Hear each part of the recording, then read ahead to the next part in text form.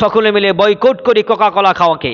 আমার মুসলমানের তাওহিদি জনতার রক্ত দিয়ে তারা আজকে কোকা কোলা, তারা আজকে স্প্রাইট, তারা আজকে যতগুলো কোম্পানি আছে কোম্পানিগুলো তারা আজকে খুলে আজকে মুসলমানের রক্ত দিয়ে এইগুলো মুসলমানের কাছে বিক্রি করে, আবার এই টাকা দিয়ে মানুষকে ব্ল্যাক ম্যাজিক করা হচ্ছে।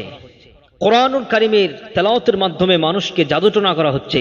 কি আশ্চর্যের বিষয় চিন্তা করেছেন ইহুদি নাসারারা মুসলমানদের পিছনে কিভাবে লেগেছে, মুসলমানদের পিছনে কিভাবে লেগেছে কোরআনুল কারীম দিয়ে। সেই দিন দেখলাম সারা আলী নামে ইউটিউবে একটি চ্যানেল আছে, সারা আলী নামে ইউটিউবে একটি চ্যানেলের মধ্যে বড় বড় আন্তর্জাতিক কারীদের কোরআন তেলাওয়াত, যে সমস্ত কারীদের কারি সুরাইশ, কারি আব্দুর রহমান আল ওয়াইসি ইত্যাদি ইত্যাদি মন জোরানো হৃদয় নিংড়ানো যেই তেলাওয়াতগুলো আছে, যেই তেলাওয়াতগুলো শুনলে মানুষের অটোমেটিক ঘুম চলে আসে।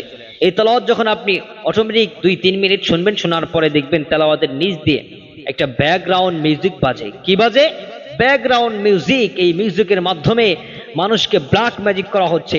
এই মিউজিকের মাধ্যমেই পিছন থেকে একটা একটা কুফুরি কালাম পড়া হচ্ছে, যেতে যেন মানুষের ক্ষতি হয়। আস্তে আস্তে যখন এই কোরআন তেলাওয়াতের প্রতি মানুষের আকৃষ্ট হয়ে যাবে, মন যখন নরম হয়ে যাবে, তখন তার নিজের ক্ষতি হতে থাকবে, তার পেট ব্যথা করবে, মাথা ব্যথা করবে, মাইন্ডসেট নষ্ট হয়ে যাবে। দেখেন ইহুদিরা নাসারারা আমাদের প্রতি কিভাবে লেগেছে।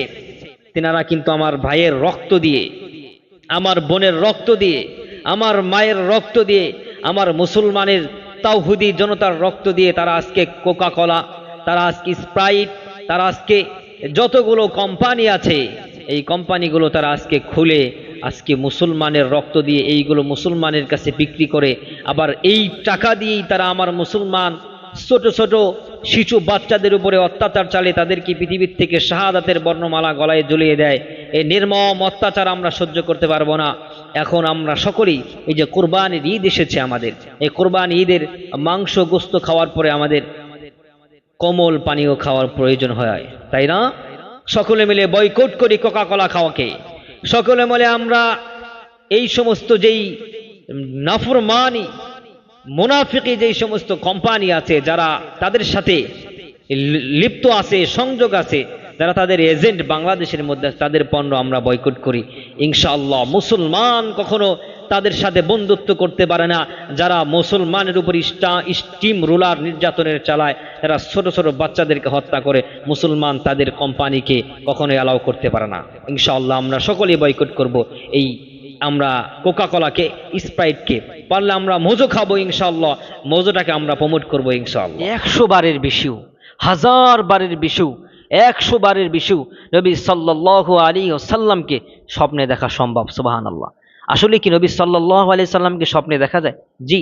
নবী সাল্লাল্লাহু আলাইহি সাল্লাম বলেছেন যে আমার সূরাত শয়তান কখনো ধারণ করতে পারে না, আমার সূরাত শয়তান কখনো ধারণ করতে পারে না। অতএব যেইভাবে নবী সাল্লাল্লাহু আলাইহি সাল্লামকে আমরা স্বপ্নে দেখব, সেটাই হচ্ছে আমাদের আসল নবী, পেয়ারা নবী, সরকারে দু আলম মুহাম্মদুর রাসূলুল্লাহ সাল্লাল্লাহু আলাইহি ওয়াসাল্লাম। রাসূল কারীম সাল্লাল্লাহু আলাইহি ওয়াসাল্লাম বলেছেন, যেই ব্যক্তি ঈমানের সহিত আমাকে একবার দিদার পাবে, আমাকে দেখবে, আমি আল্লাহ পাক, আমি আল্লাহ রাসূল সাল্লাল্লাহু আলাইহি সাল্লামের, আমি মুহাম্মদ সাল্লাল্লাহু আলাইহি সাল্লামের দায়িত্ব হলো তাকে সুপারিশ করে জান্নাতে নিয়ে যাওয়া। সুবহানাল্লাহ। প্রিয় ভাইরা আমার, এই আমলটি, এই ইবাদতটি আমরা করতে রাজি আছি তো ইনশাআল্লাহ?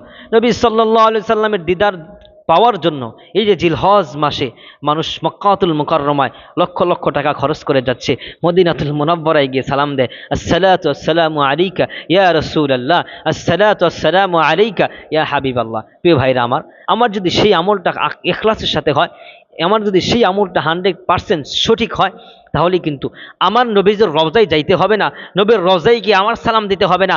আমার নবী সরকারে দু আলম মুহাম্মদুর রাসূলুল্লাহ সাল্লাল্লাহু আলাইহি ওয়াসাল্লাম, পেয়ারা নবী, দুরজাহানের বাদশাহ সরকারে দু আলম, সেই নবী আমার সামনে এসে আমাকে সালাম দিয়ে আমার সামনে দাঁড়িয়ে বলবে, এ শোয়েবুর রহমান হামিদি, তোমার জন্য আমি মুহাম্মদুর রাসূলুল্লাহ সাল্লাল্লাহু আলাইহি ওয়াসাল্লাম তোমার প্রেমে মাতারা হয়ে আমি তোমার সামনে দিদার দিয়ে দিলাম, আমি তোমার সামনে ওপেন হয়ে গেলাম। সুবহানাল্লাহ।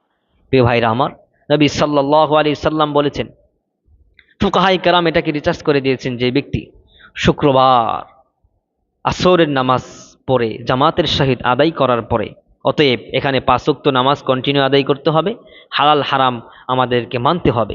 এই আমল করার পরে শুক্রবার আসরের নামাজের পরে যে ব্যক্তি নামাজের মুসল্লায় দাঁড়িয়ে 80 বার দরুদ পড়বে। কোন দরুদ? সকলে আমার সাথে পড়ুন, আল্লাহুম্মা সাল্লি আলা সাইয়্যিদিনা মুহাম্মাদিন নাবিয়িল উম্মিয়্যি ওয়া আলিহি ওয়া সাল্লিম তাসলিমা।